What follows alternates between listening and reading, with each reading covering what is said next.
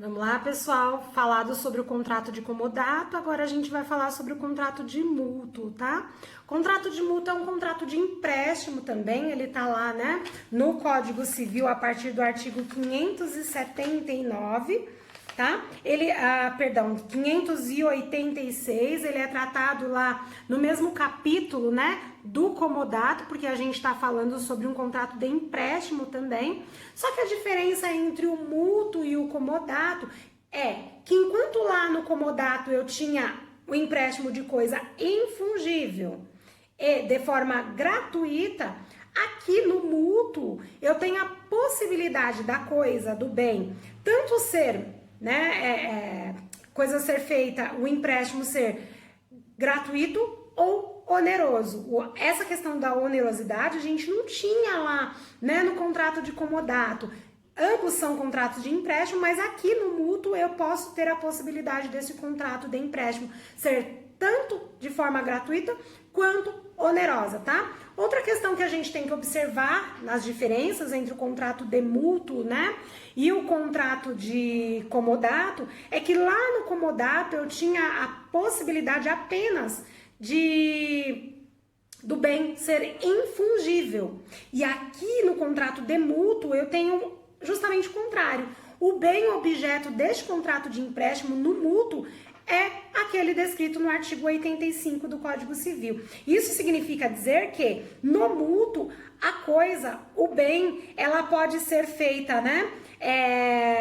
Pode ser restituída na mesma qualidade, quantidade, tal qual demonstra lá no artigo 85, porque a coisa é fungível, tá bom? Então, só para ficar claro aqui o conceito, né, do contrato de mútuo, é aquele descrito lá no 586 do Código Civil que eu vou ler. O mútuo é um empréstimo de coisa fungível, onde o mutuário é obrigado a restituir ao mutuante o que dele recebeu, em coisa do mesmo gênero, qualidade ou quantidade. Isso significa dizer que não precisa ser a coisa especificamente falando, tá? Ou melhor dizendo, pode receber em restituição coisas passíveis de substituição, tá bom? Então, essa é uma questão, a diferença é o que difere o mútuo do comodato, tá? Quem são as partes nesse contrato de mútuo?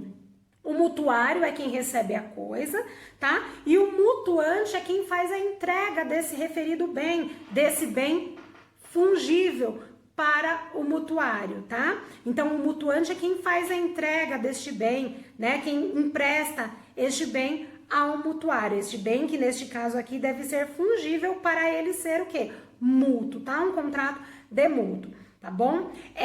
Este contrato ele vai acontecer com a transferência da coisa fungida, emprestada ao mutuário, que assume todos os riscos desta tradição. Inclusive, deve fazer a restituição ao final para o mutuante, tá bom?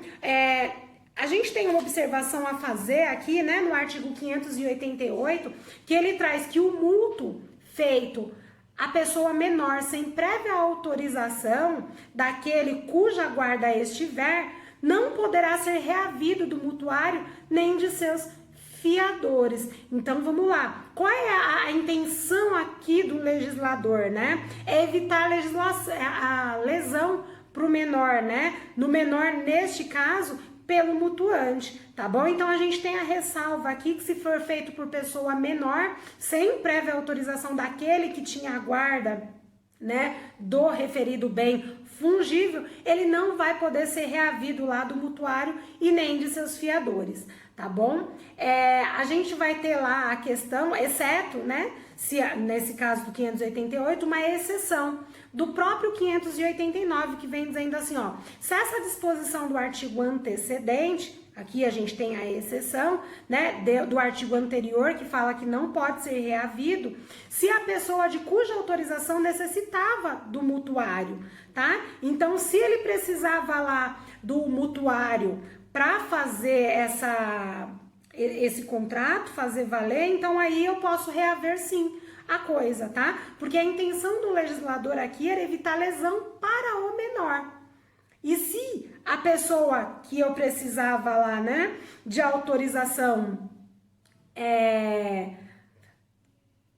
necessitava para a existência do contrato, então eu tenho uma exceção à regra, tá bom? De poder fazer reaver essa restituição do próprio bem. O inciso 2º diz, se o menor estando ausente, essa pessoa que deve chancelar, né, esse contrato de mútuo, estando ausente a pessoa, se viu obrigada a contrair o empréstimo para seus alimentos habituais. Então aqui a gente está falando de uma situação extrema do próprio menor de idade.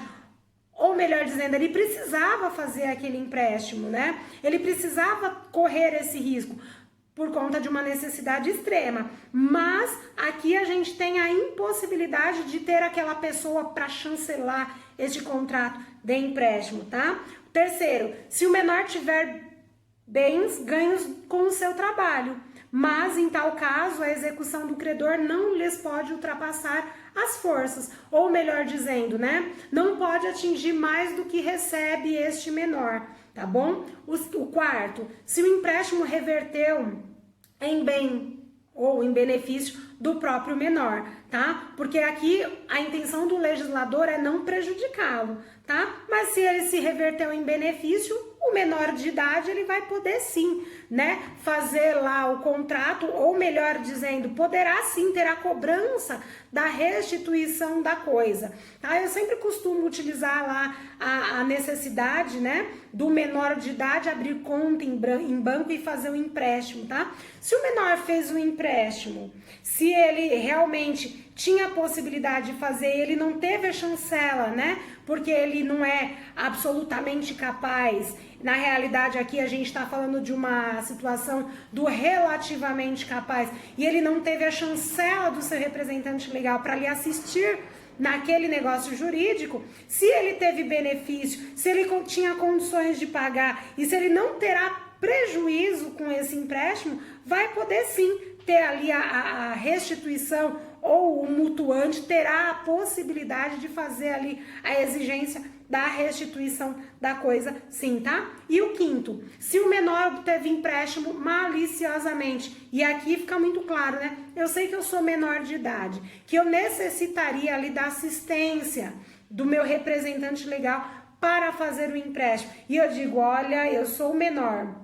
Se eu fizer, eu tenho uma possibilidade aqui de anulabilidade deste contrato. Vou fazer, vou pegar o dinheiro e vou gastar, vou ostentar, né? Que é assim que dizem na atualidade. Se eu fiz um caso pensado, né? Com consciência de que ao final eu não teria prejuízo nenhum nesse negócio jurídico que eu fiz, é mais do que claro, né? E mais do que necessário que se tenha ali a possibilidade de reaver a coisa. Porque lembrem-se o que eu disse, né? O 588, quando ele vem trazendo lá a impossibilidade de reaver a coisa, quando o negócio jurídico for feito sem a autorização do seu representante legal, esse artigo ele vem para proteção exclusivamente do menor. Mas se o menor ele tem, né, ele está elencado nesses incisos do artigo 589 e ele não terá prejuízo com este contrato, com esse negócio jurídico, fica muito clara a possibilidade de dar validade a este negócio jurídico, tá?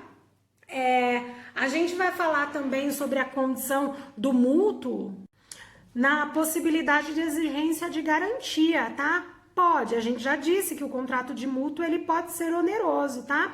E nesse sentido, o artigo 590 vem trazendo, né? Que a razão de ser, ou a possibilidade de ser oneroso, me traz lá uma condição, que o 590 diz assim: o mutuante pode exigir garantia da restituição se, antes do vencimento, o mutuário sofrer notória mudança em sua situação econômica. Lógico, se eu estou dando bem e eu preciso que esse bem seja restituído posteriormente, aqui nada mais justo de que tenha essa possibilidade ou havido essa possibilidade de exigência de garantia, tá bom?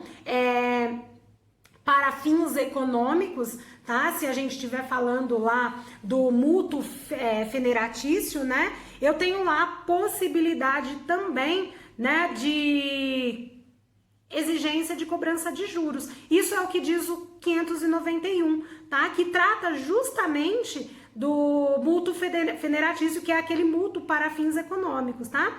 Que diz assim, 591, destinando-se o mútuo a fins econômicos, presumem-se devidos os juros, os quais, sob pena de redução, não poderão exceder a taxa que se refere ao artigo 406, permitida a capitalização anual, tá? Então, quando a gente estiver falando lá de mútuo para fins econômicos, eu tenho inclusive essa possibilidade. Aliás, quando a gente fala de mútuo para fins econômicos, a gente está falando de banco, né? E banco, ele trabalha com dinheiro alheio. Logo, aqui é uma condição óbvia de cobrança de juros, tá bom? Quais são os prazos estabelecidos para este contrato de mútuo, né? Lembrando que o contrato de mútuo é o contrato de bens fungíveis, que pode ser de forma gratuita ou onerosa, tá bom? Os prazos estão vinculados lá ao artigo 592 do Código Civil, que diz assim: não se tendo convencionado expressamente o prazo do mútuo,